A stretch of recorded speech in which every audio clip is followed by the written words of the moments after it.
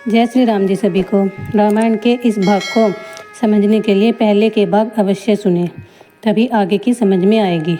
बोलो सियावर रामचंद्र की जय। स्वागत है आप सबका एक बार फिर से रामायण के अगले भाग में। चलिए रामायण के अगले भाग की शुरुआत करते हैं।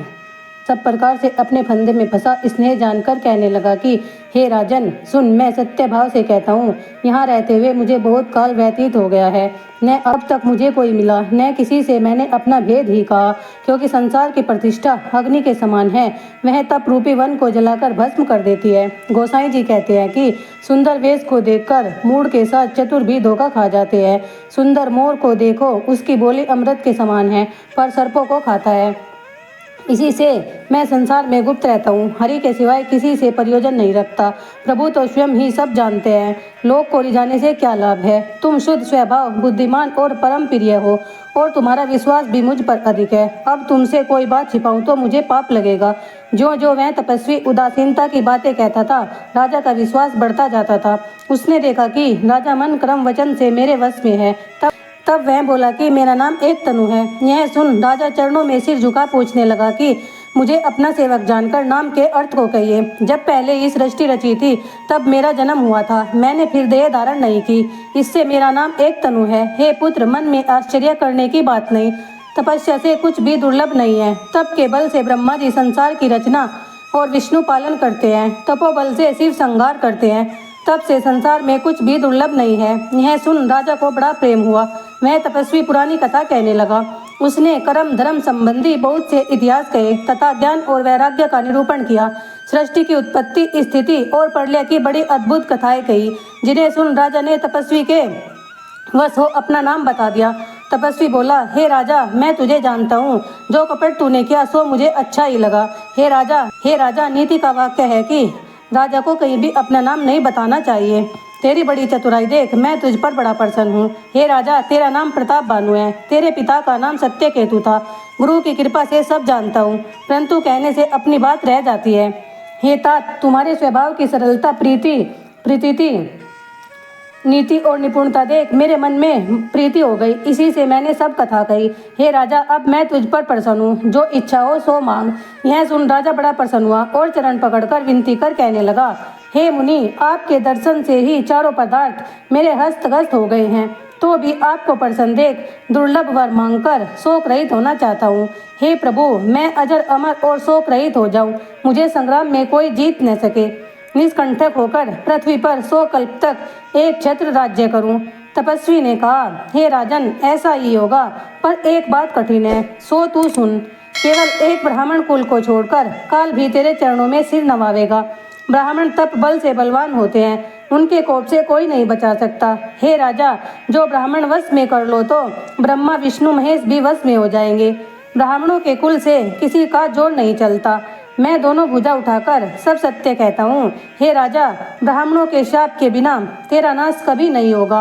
राजा उसके वचनों को सुन प्रसन्न हुआ और बोला, हे नाथ, अब मेरा विनाश न होगा। हे कृपा निधान प्रभु, आपकी कृपा से मेरा सभी समय कल्याण होगा। मैं कपटी मुनि बोला, हे राजा, जो हमारे मिलने की और अपना वन में मार्ग भूलने की बात तुम किसी से कहोगे तो इसमें मेरा कोई दोष नहीं। हे राजा, इसलिए मैं तुम्हें रोकता हूँ कि इस कथा को कहने से तेरा काम बिगड़ जाएगा। यह बात छठे कान में पड़ते ही तुम्हारा नाश होगा, यह सत्य है। हे राजा, इस बात के प्रकट होने अथवा विप्र शाप से तुम्हारा नाश होगा और उपाय से नहीं होगा, चाहे शंकर विष्णु ही क्यों न कोप करे। राजा ने कहा, हे नाथ, विप्र और गुरु के कोप से कौन बचा सकता है? जो विधाता कोप करे तो गुरु बचा सकता है, पर गुरु के कोप से कोई नहीं बचा सकता। तुम्हारे कहे अनुसार से चलने से अगर मेरा नाश भी हो जाए तो मुझे सोच न होगा, पर एक डर से डरता हूँ कि ब्राह्मणों का शाप अति घोर होता है। ब्राह्मण किस प्रकार से वश में हो सकते हैं, सो मुझको कृपा कर बताइए। हे दीन दयालु, आपको छोड़ और कोई भी हितैषी नहीं देखता है। हे राजा, संसार में उपाय तो बहुत हैं, परंतु सब कठिन है। फिर भी एक उपाय बहुत ही सहज है, परंतु उसमें भी एक कठिनता है। हे राजा, यह उपाय मेरे अधीन है, किंतु मेरा जाना आपके नगर में नहीं हो सकता। जब से मेरा जन्म हुआ है तब से आज तक किसी के घर नहीं गया हूँ। जो नहीं जाता हूँ तो तेरा काम बिगड़ता है। यह आज बड़ी दुविधा आन पड़ी है। यह सुन राजा बोला कि हे नाथ, शास्त्रों में ऐसा कहा गया है कि बड़े छोटों से प्रेम करते हैं, पर्वत अपने सिर पर घास धारण करते हैं, समुद्र अपने सिर पर फेन धारण करता है, पृथ्वी सिर पर धूलि को रखती है। ऐसा कहे राजा ने चरण पकड़ लिए और कहा, हे स्वामी, कृपा कीजिए, मेरे लिए आप दुख सहन करो, आप भी सज्जन और दीन दयालु हो। राजा को अपने अधीन जान वह दूर तपस्वी कहने लगा, हे राजा सुन, मैं तुझसे सत्य कहता हूँ कि संसार में मुझको कुछ भी दुर्लभ नहीं है। मैं तेरा काम अवश्य करूँगा। तू मन कर्म वचन से मेरा भक्त है, पर योग युक्ति तप और मंत्र का फल तब ही होता है जब छिपाकर किया जाए। हे राजा, मैं रसोई करूं और तुम परोसो, परंतु मुझको कोई न जाने। जो उस अन्न को खाएगा वही तेरी आज्ञा का पालन करेगा। हे राजा सुन, फिर उनके घर जो कोई जिमेगा वह भी तेरे वश में हो जाएगा। हे राजा, जाकर वहीं उपाय रचो और संवत भर का संकल्प करो। नित्य नए 1,00,000 ब्राह्मणों का कुटुंब सहित निमंत्रण करो और मैं तुम्हारे संकल्प तक एक दिन में रसोई तैयार करूंगा। हे राजा, इस थोड़े ही कष्ट से ब्राह्मण तुम्हारे वश में हो जाएंगे। फिर ब्राह्मण होम यज्ञ और सेवा करेंगे, उसे देवता तुम्हारे वश में हो जाएंगे। और एक बात मैं तुमको समझाता हूँ कि इस वेश में मैं कभी नहीं आऊँगा। हे राजा, मैं अपनी माया करके तुम्हारे पुरोहित को हर लाऊंगा, तब के बल से उनको अपने समान करके यहाँ 1 वर्ष तक रखूंगा। और हे राजा, मैं उसका वेश धरकर सब प्रकार से तेरे काम संभाल लूँगा। हे राजा, रात्रि बहुत हो गई है, अब सो जाओ। तुम्हारी हमारी भेंट आज के तीसरे दिन होगी। मैं तपोबल से तुमको घोड़ा समेत तुम्हारे घर पहुंचा दूंगा। वहीं तुम्हारे पुरोहित का वेश बदल कर आऊँगा और मुझको तब पहचानना जब मैं एकांत में बुलाकर यहाँ की सब कथा सुना दूँ। राजा आज्ञा मानकर सो गया। वह छली ज्ञानी आसन पर जा बैठा। राजा थका था, उसे गहरी नींद आ गई। वह कपटी कैसे सोता, उसे तो सोच बड़ा था। तभी कालकेतु राक्षस उसके पास आया, जिसने सूकर बनकर राजा को मार्ग भुलाया था। यह तपस्वी राजा उसका परम मित्र था और बहुत से कपट जानता था। इनके 100 पुत्र और 10 भाई थे, जो बड़े दुष्ट और देवताओं को दुखदायी थे। ब्राह्मण, संत और देवताओं को दुखी देख प्रताप भानु राजा ने उनको संग्राम में मार डाला था। उस दुष्ट ने पिछले वैर को याद कर तपस्वी राजा से मिलकर सलाह की और जैसे शत्रु का नाश हो वही उपाय रचा। भाविवश राजा भी न समझ सका।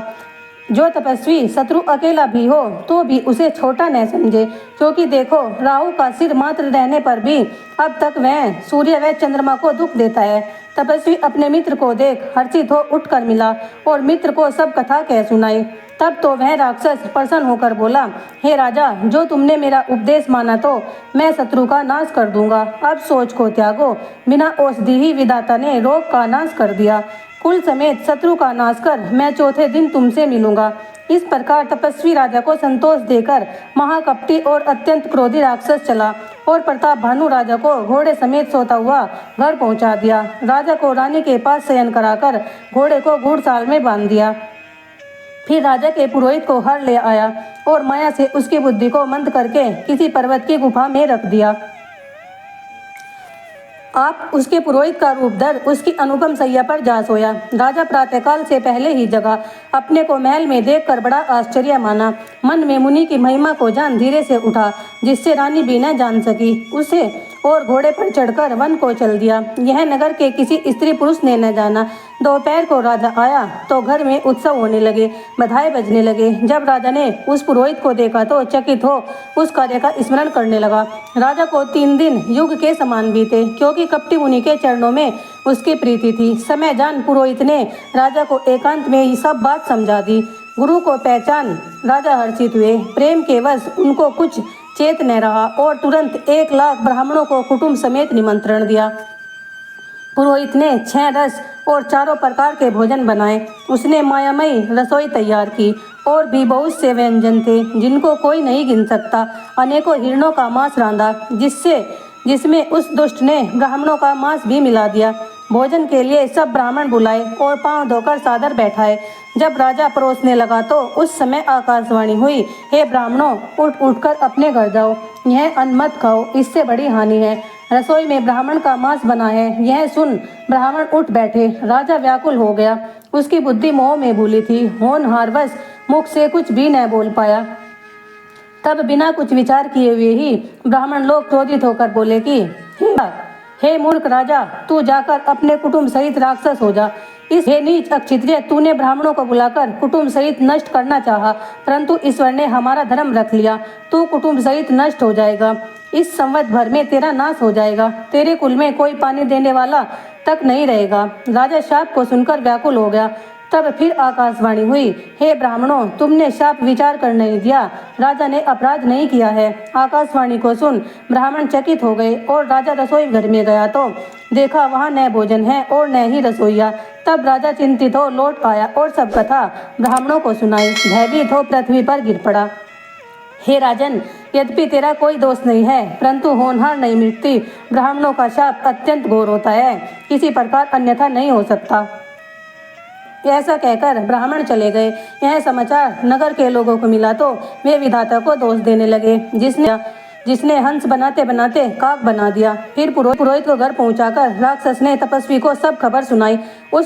उस दुष्ट ने जहां तहां पत्र भेज दिए। सब राजा सेना सजाकर आए। उन्होंने नगर को घेर लिया। भांति भांति की लड़ाई होने लगी। सब योद्धा वीरता दिखा रण में जूझ गए। राजा भी भाई समेत धरती पर गिरा। सत्यकेतु के कुल में कोई नहीं बचा। ब्राह्मणों का शाप कैसे झूठा हो सकता है। शत्रु को जीत सब राजा जय और यश पाकर अपने अपने नगर को गए। हे भारद्वाज, जब जिसके लिए विधाता वाम हो जाता है, तब उसके लिए धूल पर्वत के समान, पिता यम के समान, रस्सी सर्प के समान हो जाती है। हे मुनि, समय पाकर वही राजा कुटुंब समेत राक्षस बना। उसके 10 सिर और 20 भुजा हुई। उसका नाम रावण हुआ। वह बड़ा बली हुआ। उसका छोटा भाई जो अरिमर्दन था, वह बलशाली कुंभकर्ण हुआ। और जो धर्म रुचि नाम का उसका मंत्री था, वह उसका सौतेला भाई हुआ। उसका नाम विभीषण हुआ, जो जगत विख्यात विष्णु भक्त और बड़ा ही ज्ञानी था। जय श्री राम जी सभी को। आज के भाग का अंत यही होता है। मिलते हैं फिर अगले भाग में। तब तक के लिए बोलो जय श्यावर राम, बोलो श्यावर रामचंद्र की जय।